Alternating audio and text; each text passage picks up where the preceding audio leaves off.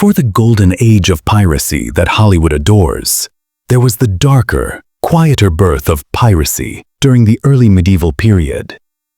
Back in the 5th to 10th century, when kingdoms were crumbling, trade was blooming and the seas were wild. Piracy wasn't glamorous, it was survival. Medieval pirates weren't professional seafarers, they were often failed farmers, fugitives, or desperate soldiers with nowhere else to go. They didn't have flags, they didn't chant sea songs, they weren't rebels. They were outcasts, monsters to coastal villages, and sometimes even to each other. Now imagine stepping onto a pirate vessel in the 9th century. The smell? Rotting wood, dried fish, human waste. The food? Maggot-infested biscuit or salted meat, if you were lucky. The water? Usually brown, filled with worms. There were no cabins, no hammocks, just the hard splintered deck and sails that threatened to collapse during every storm. You worked under the lash of a whip, not loyalty. You slept with a dagger under your pillow, not for protection from outsiders, but from your own crew. Disease? Rampant. Scurvy, dysentery, infected wounds. There were no doctors, only superstitions and prayers. And punishment. Pirates were not kind to each other. Steal a crust of bread, get your hand chopped off. Disobey the captain, get tossed overboard.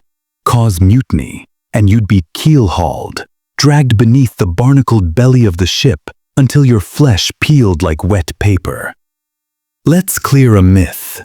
Yes, pirates had codes, but those codes were often written in desperation. In reality, betrayal was common. If gold was involved, even the closest friend could slit your throat while you slept. And the captains.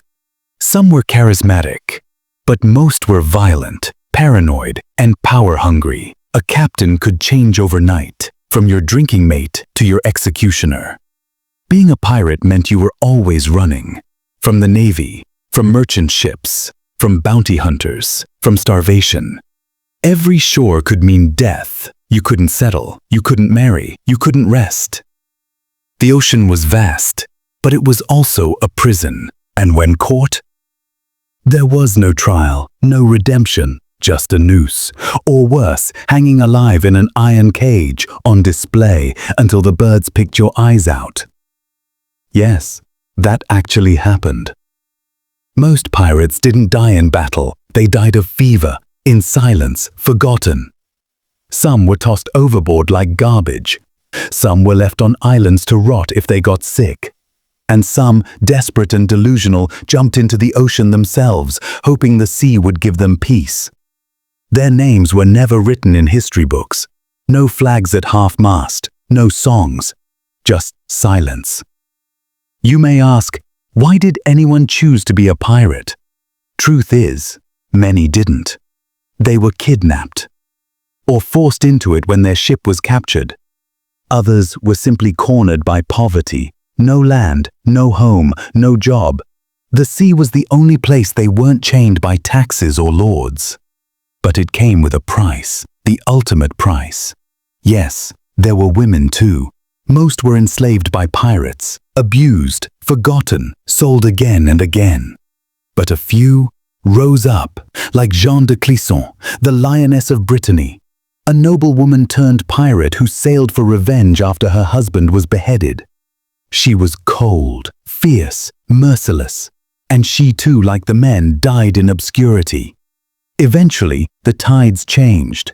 Navies grew stronger, trade routes more protected, and piracy declined. But the life they lived, the real life, was never told properly. We remember the eye patches, the parrots, the treasure maps, but we forget the truth.